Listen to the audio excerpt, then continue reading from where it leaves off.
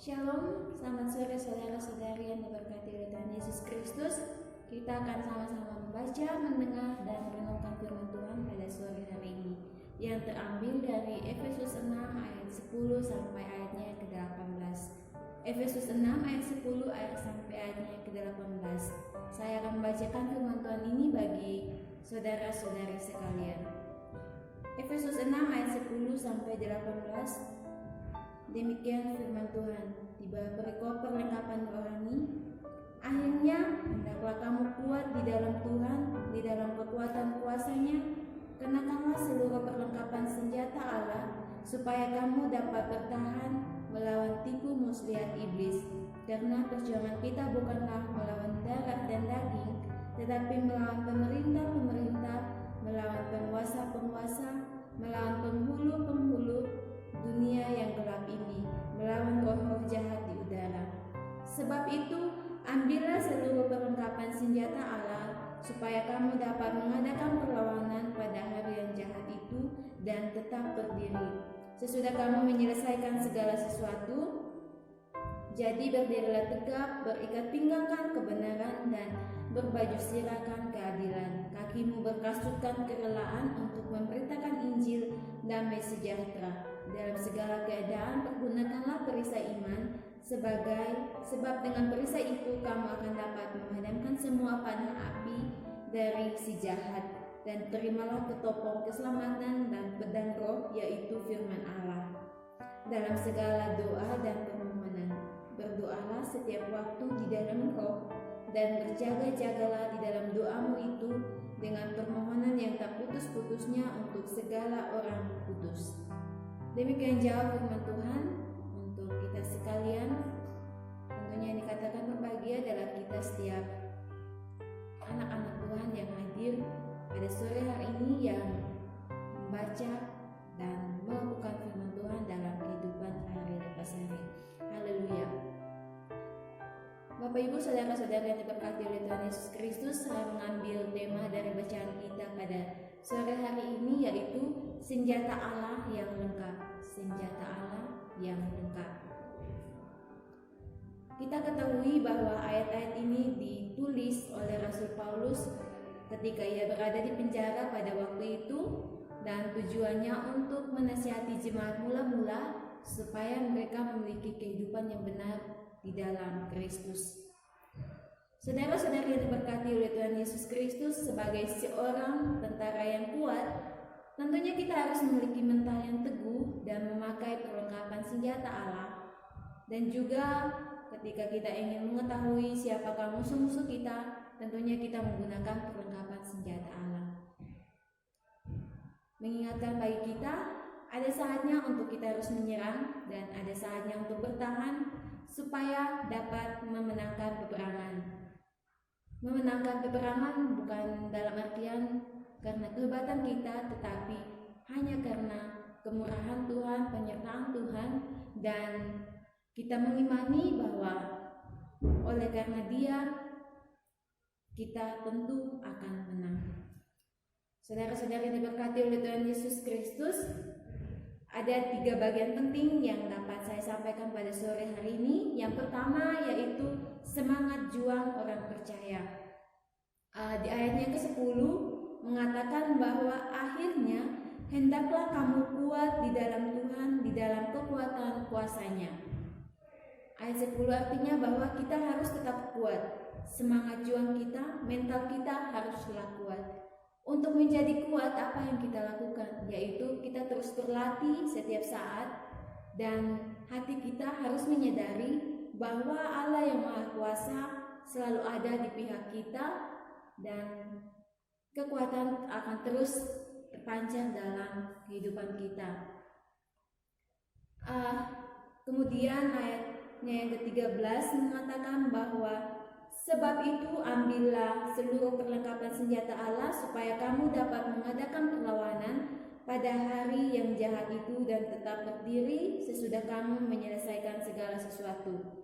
Harus tetap berdiri artinya bahwa kita tetap bertahan sampai peperangan itu selesai.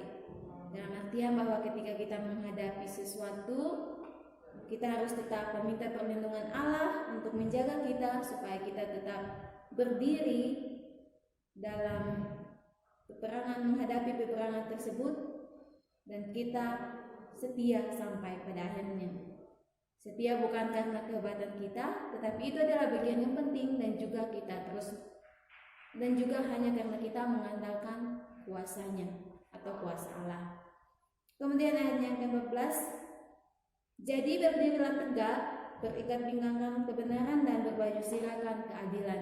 Berdiri tegak artinya kita harus memiliki mental teguh, mental yang tidak gampang menyerah walaupun kita kalah atau terdesak, tetapi kita memiliki mental yang kreatif, pikiran yang kreatif. Kita bisa mencari jalan keluar dari setiap permasalahan yang kita hadapi. Kemudian yang paling penting bagi kita harus mengetahui musuh kita, yaitu si iblis. Sangat penting untuk kita menggarisbawahi, ya, musuh kita yang sebenarnya adalah iblis yang terus menggoda kita, mencobai kita untuk tidak setia pada Tuhan Yesus.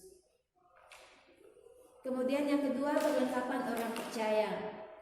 Jelas di ayatnya yang ke-14 dan 15 mengatakan bahwa berikat pinggangkan kebenaran dan berbaju sirahkan keadilan.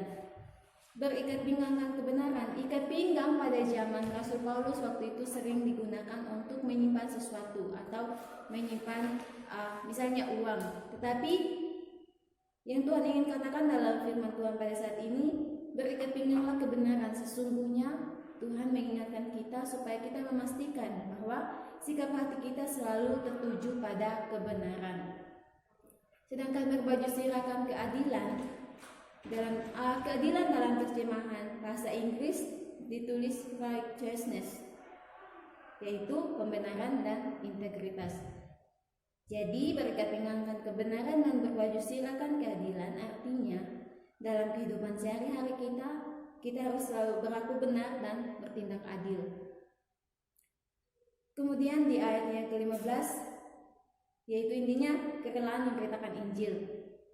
Nah, dulu tentara Romawi ketika mereka mau memberitakan Injil, mereka diberikan kasut agar mereka tidak luka ketika mengalami peperangan dalam memberitakan Injil.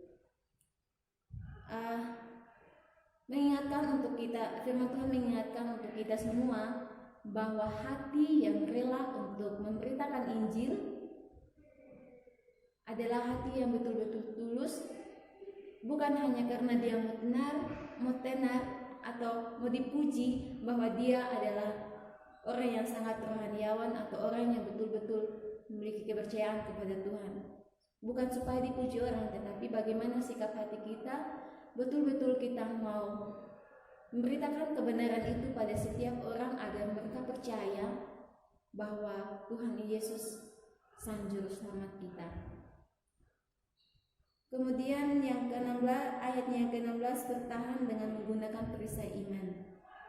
Sedikit informasi gambaran tentang perisai iman, artinya adalah perisai yang digunakan oleh tentara Romawi untuk melindungi peperangan pada zaman waktu itu. Iman digambarkan sebagai perisai dengan tujuan menjaga hati kita agar tetap teguh dan tetap tenang ketika mengalami peperangan dalam memberitakan Injil. Iman adalah suatu sumber terpencarnya kehidupan kita. Iman bukan melihat, tetapi karena percaya. Artinya bahwa ketika kita memiliki iman, bukan hanya kita memiliki, tetapi bagaimana sikap hati kita mendekatkan diri kepada Allah, yang mengenal Allah dan mengenal Allah, mengerti kehendaknya dan keyakinannya selalu dalam maksudnya selalu percaya di dalam Kristus Yesus. Iman akan memadamkan semua panah api musuh kita, bahkan membuat kita bersukacita dalam kesusahan. Kemudian ayatnya ke-17, ketopong keselamatan. Ketopong keselamatan digunakan untuk melindungi kepala, dalam artian bahwa keselamatan itu sudah diberikan kepada kita, dan itu adalah sebuah jaminan bahwa kita pasti menang dalam peperangan yang kita akan hadapi. Paulus menyatakan bahwa ketopong merupakan keselamatan yang tidak perlu dijaga, melainkan menjadi perlindungan bagi orang Kristen. Dalam artian bahwa keselamatan Kristen itu telah dianugerahkan dan dijamin oleh Tuhan sendiri untuk melindungi jemaatnya dari berbagai macam kesulitan. Allah sudah memberikan jaminan keselamatan itu, dan kepastiannya kita akan menang dan jangan pernah takut. Kemudian ayat yang ke-17 bagian B menyerang. Pedang roh disebut sebagai firman Allah, yaitu yang berisi tentang janji, rencana, hukum, cerita tentang Allah. Dan janji Allah yaitu ya dan amin. Kemudian bagian yang ketiga tentang kehidupan doa dalam ayat yang ke-18, kita diingatkan untuk harus tetap berdoa setiap waktu dengan tidak putus-putus. Apapun yang terjadi, harus berdoa. Kita tidak boleh berdoa untuk diri kita sendiri, tetapi berdoa untuk orang lain. Nah, kesimpulannya bagi kita harus memiliki mental yang kuat dan memakai seluruh perlengkapan senjata Allah sambil berdoa dengan tekun di dalam roh untuk memenangkan peperangan rohani. Demikian jauh firman Tuhan yang dapat kita bagikan. Tuhan Yesus memberkati.